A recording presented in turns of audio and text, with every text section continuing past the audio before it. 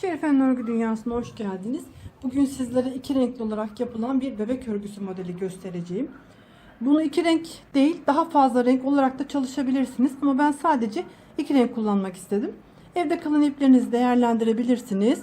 Ana rengin üzerine istediğiniz kadar renk kullanabilirsiniz. Ben ana rengimi yeşil olarak, üzerinin model kısmını beyaz olarak kullanıyorum. Modelim 4 ilmek ile yapılıyor.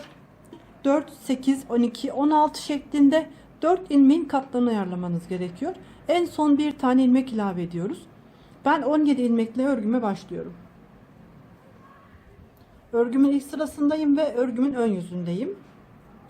Öncelikle bir sıra ilmeklerimi düz örüyorum. Bu ön hazırlık için.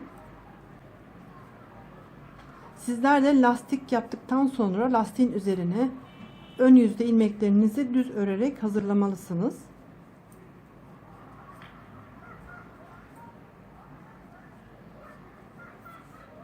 Örgümün arka yüzündeyim. İlmeklerimi sıra boyunca ters olarak örüyorum. Ve ön yüze geçtiğim zaman modelime başlıyorum.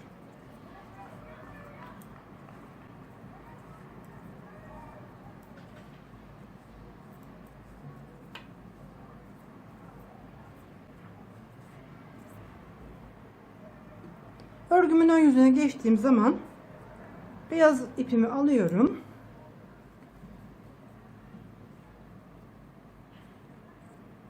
İlk ilmeğimi örmeden atlatıyorum. Sonraki 3 ilmeğimi düz örüyorum. Tekrar bir ilmek örmeden atlatıyorum. 3 ilmek düz örüyorum.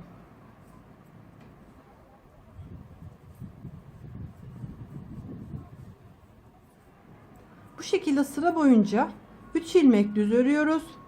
4. ilmeğimizi örmeden atlatarak sırayı tamamlıyoruz. Örgümün şu anda arka yüzündeyim.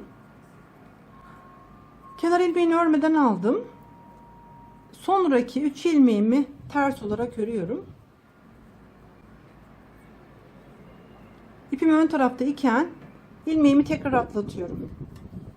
Örgümün arka yüzünde aynı şekilde ön yüzde örmeden atladığım ilmekleri arka yüzde tekrar örmeden atlatıyorum. Diğer 3 ilmeğimi ters örüyorum.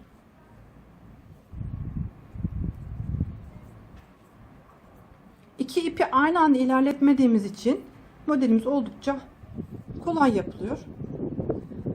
Bu şekilde iki sırayı tamamladık. Örgümün ön yüzüne geçince tekrar ana rengime geçiyorum. Kenar ilmeğini örmeden aldım. Burada 3 tane olan ilmeğimin ilkini ters örüyorum. İkincisini düz örüyorum.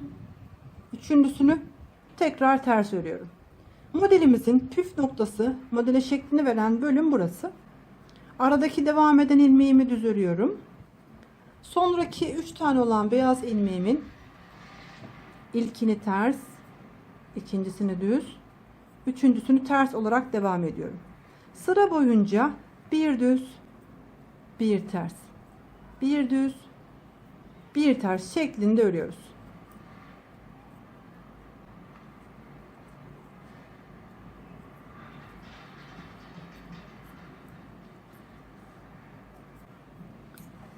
Ön yüzden örgümü tamamladım.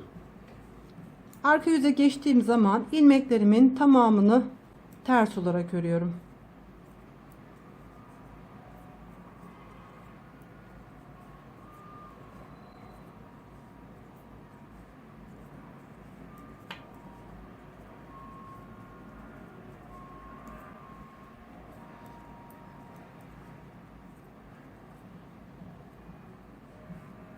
Sıramı tamamladım.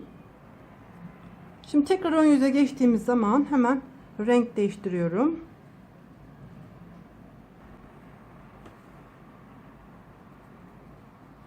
Bu defa modelimizi kaydırıyoruz.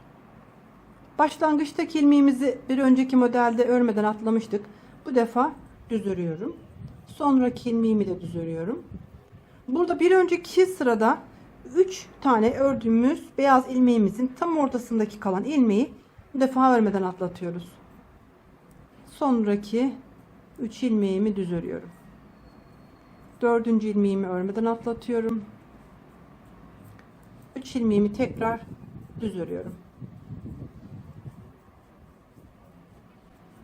4. ilmeğimi örmeden atlatıyorum.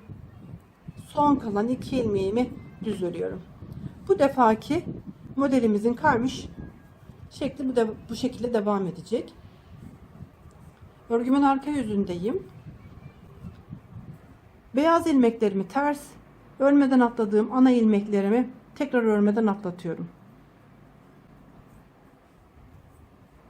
İpim ön taraftayken örmeden atlatıyorum.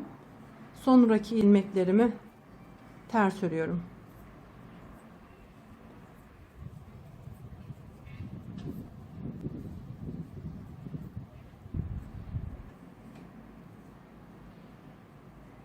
Tekrar örgümüzün ön yüzüne gelince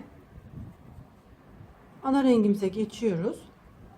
Burada ana rengimize geçtiğimiz zaman bu 3 ilmeğin kenarlarındaki ilmekler ters, ortasındaki ilmek düz örülecek. İlk ilmeğimi düz örerek başlıyorum. Sonraki ilmeğimi ters. Bir ilmek düz, bir ilmek ters. Bir ilmek düz, bir ilmek ters şeklinde sıra boyunca devam ediyorum.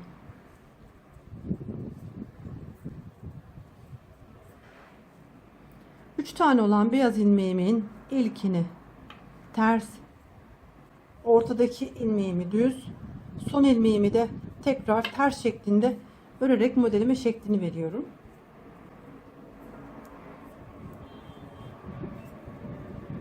Örgümün arka yüzündeyim. Sıra boyunca ilmeklerimin tamamını ters örerek sıramı tamamlıyorum.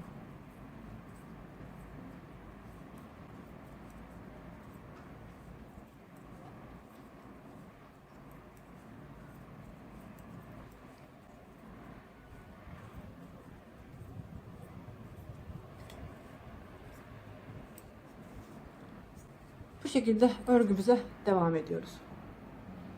Modelimi şöyle küçük bir parçada çalıştım.